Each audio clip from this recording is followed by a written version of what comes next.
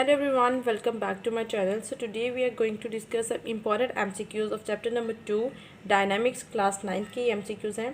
So let's get started with this video. The first MCQs that we have, the branch of mechanics that deals with the study of the motion of an object and the cause of its motion is called. So सबसे पहले तो आपने ये देखना है कि ये dynamics जो है वो है क्या. इसकी डेफिनेशन भी आपने पढ़ी होगी कि कोई भी जब हम मैकेनिक्स की एक ऐसी ब्रांच जिसमें हम मोशन को स्टडी करते हैं लेकिन उसके साथ उसकी वजह क्या है, उसकी कॉज क्या है, उसको भी हम स्टडी करते हैं. So that is called dynamics. So यहाँ पे हमारे पास ऑप्शन है काइनेमेटिक्स, डायनामिक्स, टॉर्क और फ्रिक्शन. सो राइट ऑप्शन जो है हमारे पास इसमें ऑप्शन बी है, डायनामिक्स. सो आप इसको जो है वो टिक करेंगे. Dynamics is the branch of mechanics that deals with the study of motion and with the cause of its motion. And next we have the second MCQs that we have. If the string is stretched by two opposite forces of 10 Newton, then tension in the string is 5 Newton, 20 Newton, 10 Newton and 0. So यहाँ पे अगर आप देखें तो friction यहाँ पे जो एक स्ट्रिंग है उसके ऊपर दो फोर्सेज जो है वो एक्ट कर रही हैं, ठीक है, और दोनों जो है वो ऑपोजिट डायरेक्ट मतलब एक दूसरे से ऑपोजिट है. अगर यहाँ पे एक F1 लग रही है और यहाँ पे एक F2 है, सो एक ही डायरेक्शन इस तरफ है और एक ही डायरेक्शन इस तरफ है, दोनों तरफ से हम उसको जो है वो स्ट्रेच कर रहे हैं. सो यहाँ पे जो यहाँ पे जो इस स्ट्रिंग में जो टेंशन है वो क्या होगी. सो टेंशन जो है वो इक्वल होती है सम ऑफ फोर्सेस के. सो यहाँ पे एक फोर्स F1 है और सेकंड F2 है और दोनों 10 न्यूटन की है. सो अगर आप यहाँ पे F1 में जो है वो 10 न्यूटन आप इसकी फोर्स की वैल्यू पुट करें और यहाँ पे बिकॉज ऑपोजिट है इसलिए माइनस आएगा. सो 10 Newton minus 10 Newton will be 0. सो इसका मतलब है इसमें जो टेंशन है वो 0 है. सो राइट ऑप्शन जो है वो यहाँ पे हमारे पास ऑप्शन डी है, 0. Okay, so next MCQs that we have, if you place some coins over the paper and pull it with a jerk, then coins don't fall off because of.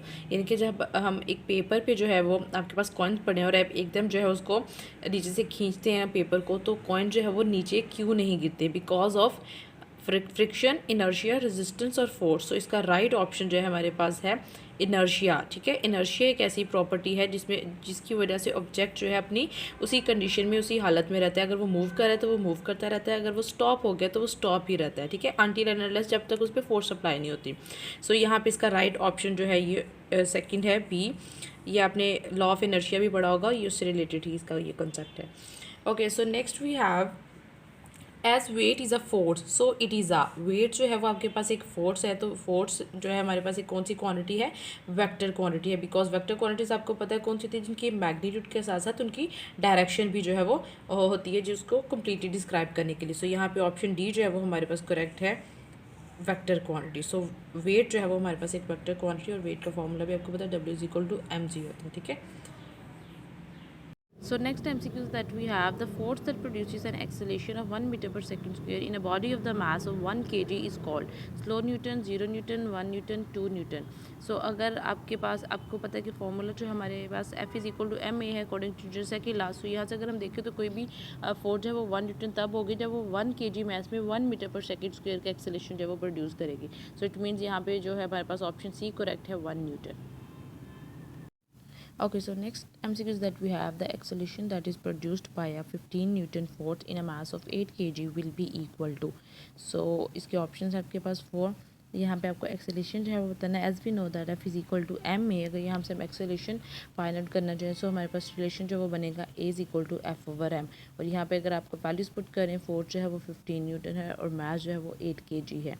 सो आपके पास acceleration जो है वो इसकी simplification करके जो आपके पास आंसर आएगा that would be equal to 1.8 metre per second square, ठीक है. इस तरह के न्यूमेरिकल बेस्ड MCQs भी पूछे जा सकते हैं. सो ऑप्शन बी जो है यहाँ पे करेक्ट है, 1.87 metre per second square.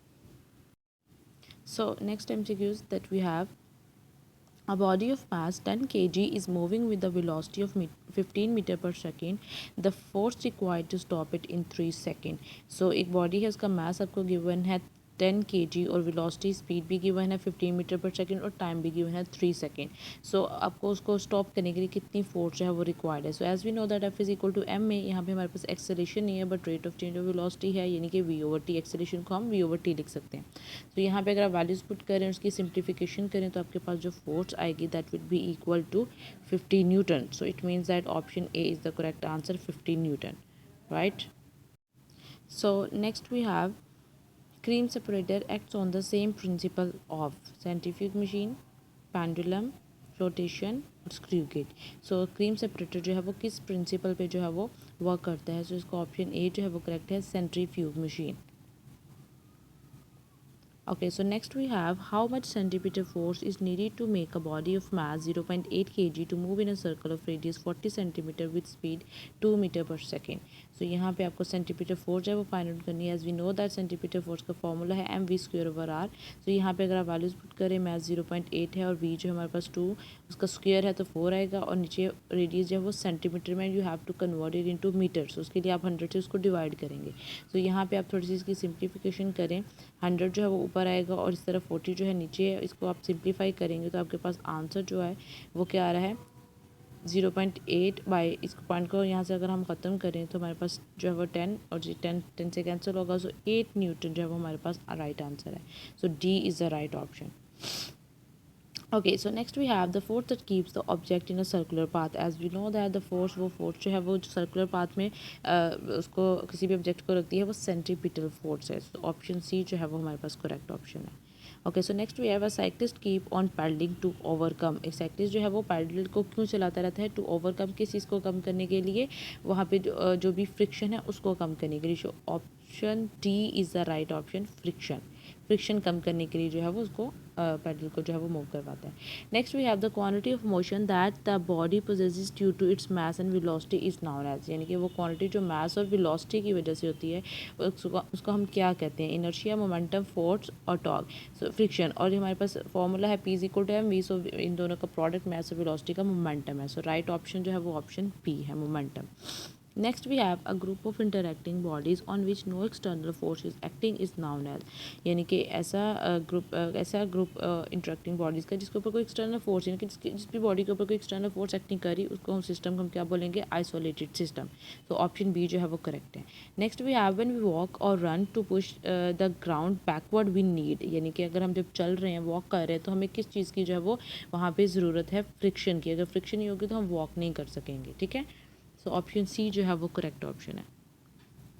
Okay, so next MCQ that we have a force of 15 Newton moves a body with an acceleration of 3 metre per second square. Its mass is. अब यहाँ पे आपको जो है वो मास फाइंड आउट करना है और आपको फोर्स और एक्सेलेरेशन जो है वो गिवन है. As we know that again F = m में आपको मास फाइंड आउट करना है. सो F/a. सो यहाँ पे फोर्स की वैल्यू पुट करें 15 न्यूटन और मास एक्सेलेरेशन है 3 और यहाँ पे सिंप्लीफिकेशन करके आपके पास मास जो है वो क्या आ रहा है 5 kg.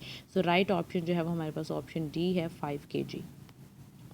So next we have law of inertia is also known as Newton's. यानी कि लॉ ऑफ इनर्शिया जो है वो न्यूटन का कौन सा लॉ है. First law, second law, third या all of this. So as we know that Newton का जो फर्स्ट लॉ है वही न्यूटन लॉ ऑफ इनर्शिया है. यानी कि कोई भी बॉडी खुद से ना मूव करती है ना ही अगर वो मूव करी तो वो स्टॉप करती है. जिस कंडीशन में उसी में रहती है जब तक उसके ऊपर फोर्स अप्लाई नहीं करते. सो यहाँ पे फर्स्ट ऑप्शन जो है वो ऑप्शन ए करेक्ट है, first law of motion. Okay, so next we have the force of gravity acting on a body is known as its.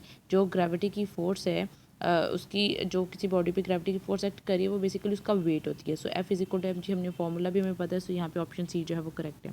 Next we have Newton's first law of motion is valid only in the absence of net force. यानी कि जब तक net force नहीं apply होगी सो वो Newton का जो first law है वो इसी कंडीशन में जो है वो वैलिड होगा. Okay, so next we have the direction of centimetre force is always. Centimetre force की डायरेक्शन क्या होती है. सो सेंटीमीटर फोर्स वो फोर्स है जो ऑब्जेक्ट को सर्कुलर पाथ में रखती है. उसकी फोर्स हमेशा जो है वो सेंटर की तरफ होती है. सो यहाँ पे ऑप्शन जो है वो हमारे पास टूवर्ड्स सेंटर, ऑप्शन ए जो है वो करेक्ट है. यानी कि सेंटर की तरफ ही उसकी डायरेक्शन होती है. And next we have the friction is reduced by. Friction को हम कैसे कम कर सकते हैं. Making sliding surface smooth, lubricating the surface, using ball bearings या फिर ऑल ऑफ अबव. तो ये तीनों ऑप्शन जो है वो करेक्ट है. यानी कि ऑल ऑफ अबव जो है वो राइट ऑप्शन होगा. यहाँ पे ये तीनों मेथड यूज़ किए जाते हैं फ्रिक्शन को रिड्यूस करने के लिए. Next we have the motion of an object in a circular path is called. जो सर्कुलर पाथ की मोशन है उसको हम क्या कहते हैं.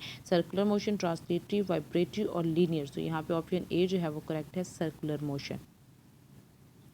Okay, next we have weight is measured by. जो वेट है वो हम किससे मेजर करते हैं. B balance, spring balance, screw gauge और फिजिकल बैलेंस. सो यहाँ पे राइट ऑप्शन जो है वो हमारे पास है स्प्रिंग बैलेंस. ठीक है. बीम बैलेंस से मास मेजर करेंगे, स्प्रिंग से वेट और स्क्रू गेज आपको पता है कि हम डायमीटर के लिए स्मॉल लेंथ के लिए जो यूज़ करते हैं. Next we have the force which produces acceleration in the body is equal to rate of change of. यानी कि जो फोर्स है वो आपको ये अपने इसमें जो प्रूफ भी आपने देखा होगा इस चैप्टर में वो है rate of change of momentum that is equal to force. Option D जो है वो करेक्ट है.